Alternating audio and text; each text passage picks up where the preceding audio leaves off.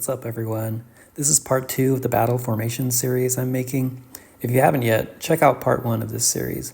Part 2 will just go into more detail of what you should do to get the advantage over your opponent, whether you're a mid-range or long-range player. Since this recording was made in free flow style, I sometimes said the wrong things or misspoke, so I'll type out in the description section of the video to clear up any confusion. And now I'll continue to the battle reports. Video here. So this guy also has the same problem, doesn't add all the units. So he only adds the laser cannon and snipers as well, and that makes it very prone to having a lot rocket launchers always hit, because my special attacks are always hitting him. He does have the advantage here in that my rocket launchers, due to my formation, are on the side of the cannon, so he does get a couple of hit offs on me while I'm still busy trying to kill his melee troops. And that's how a long-range player could also win, is that if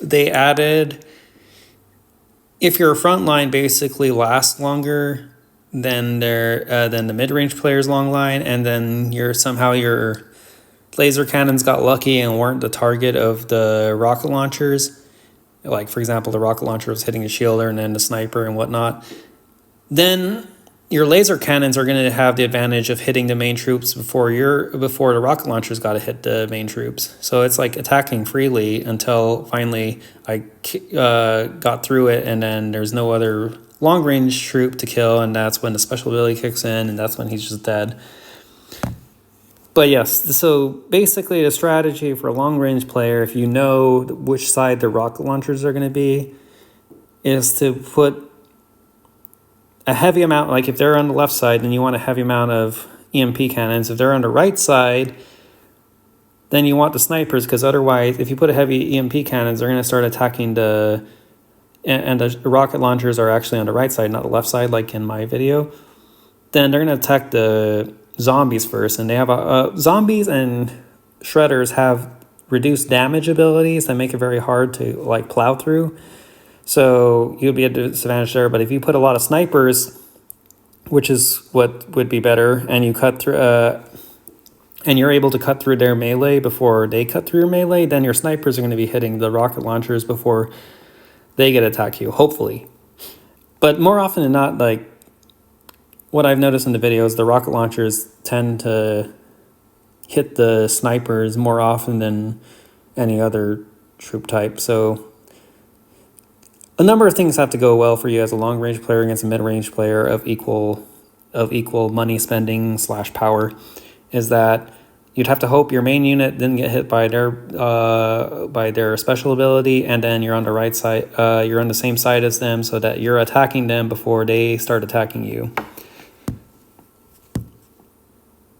All right, so let's go here. This guy. Okay, so this person just, I don't know why he was trying to occupy my lowest level mine spot, but he had gold titans and a purple plane, I think. Wait, yeah, okay, so I obviously didn't win this match. But here's the example. Look, because even though he has unideal lineups, a lot of times these players that spend a lot of money don't have ideal formations because they haven't had time to think about it. They probably lose to obviously an equal player, but because he has a lot of the heavy on the EMP cannons and plowed through my melee first, he's hitting my rocket launchers easily. I wouldn't beat this person because he not only has way higher titans and warplane and whatnot, and then higher equipment skills and everything. And let me what did this person use? So this one's a little better. You can see at least the one unit swallowed up, and then what happened here, these ones died pretty quick. So I think what's unideal here is he didn't put enough troops to survive my blood feast. See, my blood feast kills their mortar cannon. Yeah, he's missing the shielder, needs more cannons to survive the blood feast, so that way he has one more troop to swallow special ability, because I do have these AMP cannons, and this is the importance of why I think a hybrid lineup's actually slightly better. Because if the long-range player has an ideal formation where it has all those little one-of troop, or padded troop, the troops to pad, and swallow up special abilities, then the rocket launcher is going to end up wasting full attacks on them, because the rocket launcher isn't like a cannon or a stormtrooper where it can attack multiple units. Its special ability targets only one troop type. But the EMP cannon, that's where that comes handy, because then if you have enough of these, it's like you see those little 3 laser special ability effects. They end up killing the rest of those padded units, so that like your rocket launchers can focus on attacking the main troop types, which is initially the shredders, then zombies, and then their main units.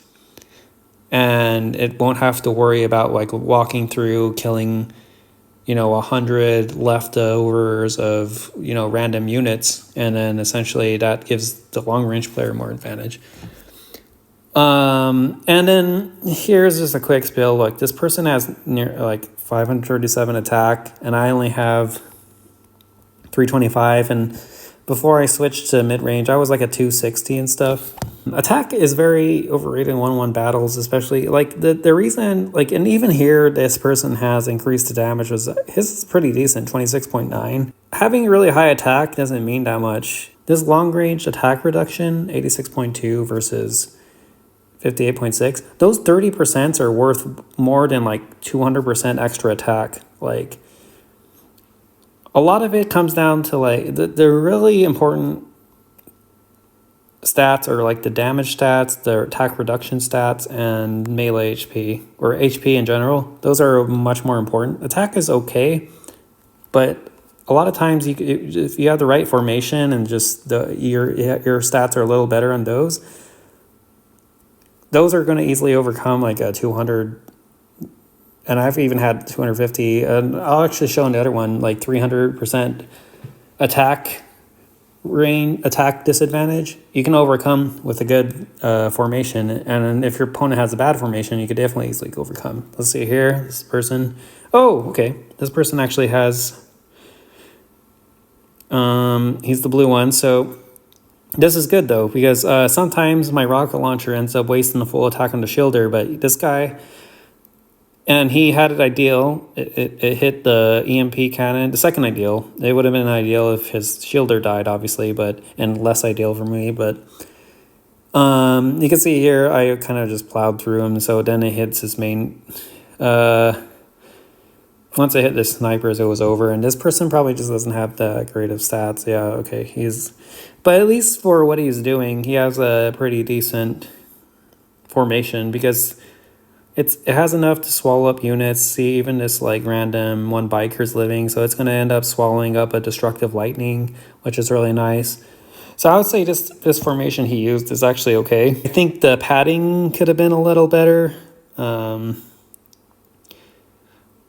other than that, it's pretty much, it's pretty good. It's just, he's going against a stronger opponent, or someone who spent more money than him. I probably spent more money than him, and also a mid-range disadvantage, so yeah, he didn't really have a chance. That's why I didn't lose much. But in terms of formation, it was pretty okay. I don't think there was a need to put that many tanks, because the T9 tanks are just much weaker than the T10 shredder. So the only thing I would have changed here is maybe make the tank 1 or 10, and then make the shredders higher.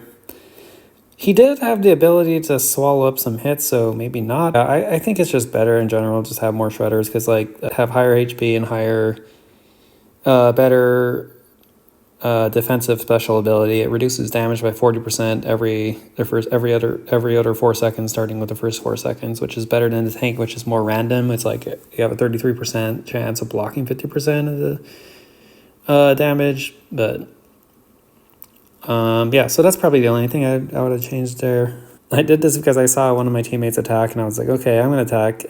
He has 27,000 more troops. If we look at my stats here, that's my stats, and these are his stats. He has 651.5% long range, and he even beats me on my, like, what I focus on, which was melee HP.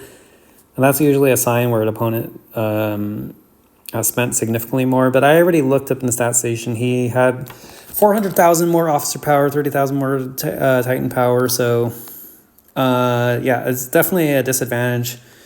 But definitely a disadvantage when it comes to equipment. And then even the zombies, he has stronger zombies, I think. Yeah, 525 to... what, my 507. So he has stronger zombies, equipment, much higher attack.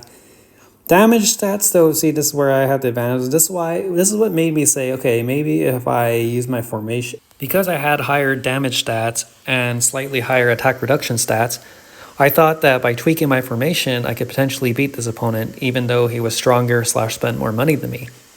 And I'll show this in part 3 of the battle formation series, and it's actually it's going to be a pretty exciting video in my opinion, because both of us will be using pretty good formations. And yeah, it was pretty interesting, but I'll save it so that this video doesn't go too long. So until next time.